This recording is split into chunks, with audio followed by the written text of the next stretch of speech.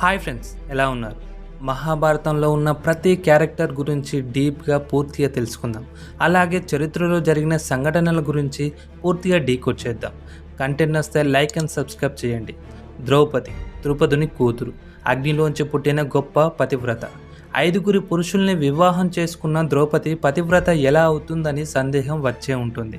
శ్రీకృష్ణుడు, వేదవ్యాసు లాంటి అవతార పురుషులు కూడా పతివ్రత మూర్తులలో ద్రౌపదికి స్థానం ఇవ్వడం వెనక ఉన్న రహస్యం, సూక్ష్మ ధర్మం తెలియాలి అంటే ద్రౌపది గత జన్మ గురించి తెలుసుకోవాల్సిందే. పూర్వం వాలాయ్ అనే పేరు గల వనిత ఉండేది. ఈమెకు ఇంద్రసేన అనే మరో పేరు కూడా ఉంది. మౌద్గల్యుడు అనే మహామునికి భార్య. అయితే మహర్షి ముసలివాడు, పైగా కుష్ఠరోగ పీడితుడు. కొందరి మునుల శాపం వల్ల వివాహం చేసుకోవాల్సి వస్తుంది. కానీ మహర్షిని భక్తితో సేవించేది. ఒకనాడు మౌద్గల్య మహర్షి భోజనం చేస్తుండగా భార్య భక్తిని పరీక్షించాలని తన బొటనవేలును విరిచి అన్నంలో వేస్తాడు. భర్త మిగిల్చిన ఎంగిలి భోజనాన్ని మహాప్రసాదమని బొటనవేలును పక్కన పెట్టి భోజనం చేస్తుంది. ఇంద్రసేన యొక్క పతిభక్తిని మెచ్చుకొని మౌద్గల్యుడు ఏదైనా వరం కోరుకోమంటాడు. అప్పుడు ఇంద్రసేన, నీవు 5 రూపాలతో, అందులోనూ నవయవ్వన రూపంతో నాతో శృంగారం చెయ్యమని కోరుతుంది. మహర్షి తన భార్య కోరిక మేరకు యవ్వనంతో 5 రూపాలతో చాలా కాలం కామభోగాలను అనుభవించి చివరకు బ్రహ్మలోకానికి వెళ్ళిపోతాడు. ఇంద్రసేన కూడా కాలానుగుణంగా కాశీరాజుకు కుమార్తెగా జన్మిస్తుంది. పరమశివుడి కోసం ఘోరమైన తపస్సు చేస్తుంది. కొన్నాళ్లకు శివుడు ప్రత్యక్షమై వరం కోరుకోమనగా పతిదానం ఇవ్వమని ఆతృతతో 5 సార్లు అడుగుతుంది. శివుడు మరో జన్మలో 5గురు భర్తలవుతారని వరమిస్తాడు.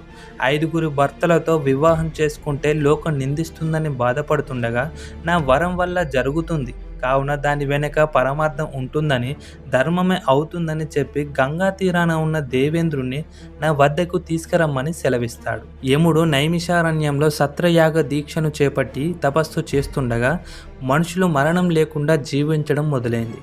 అప్పుడు దేవేంద్రుడు దేవతలతో కలిసి బ్రహ్మ వద్దకు వెళ్ళి, మరణం లేకుండా మానవులు జీవిస్తుంటే దేవతలకు మానవులకు తేడా ఉండదు కదా అని బాధపడుతుండగా బ్రహ్మ దేవేంద్రుడితో ఇలా అంటాడు: దుఃఖించకు దేవేంద్ర, యముని తేజస్సు, నీ తేజస్సు మరియు సూర్యుని తేజస్సుతో 5గురు పురుషులు జన్మించి యముడు చేయవలసిన పనిని చేస్తారని చెప్పి వెళ్ళిపోతాడు. దేవేంద్రుడు దేవతలతో కలిసి గంగా తీరానికి వెళ్ళగా అక్కడ నదిలోంచి ఓ కన్య పైకి వస్తుంది. దేవేంద్రుడు ఆ కన్యను చూసి నీవెవ్వరువు అని అడగగా, నా గురించి తెలుసుకోవాలి అనుకుంటే నన్ను అనుసరించమని చెబుతుంది. హిమాలయ పర్వతాల మధ్య ఓ గుహలో పరమేశ్వరుడు ఓ యువకుని రూపంలో యువతితో జూదమాడుట ఇంద్రుడు చూస్తాడు. ఈశ్వరుడని గ్రహించక ఆగ్రహంతో తన బలాన్ని చూపెడతాడు. అప్పుడు శివుడికి కోపం వచ్చి, ఏది నీ బాహుబలంతో ఈ గుహను పెద్దది చేయమంటాడు.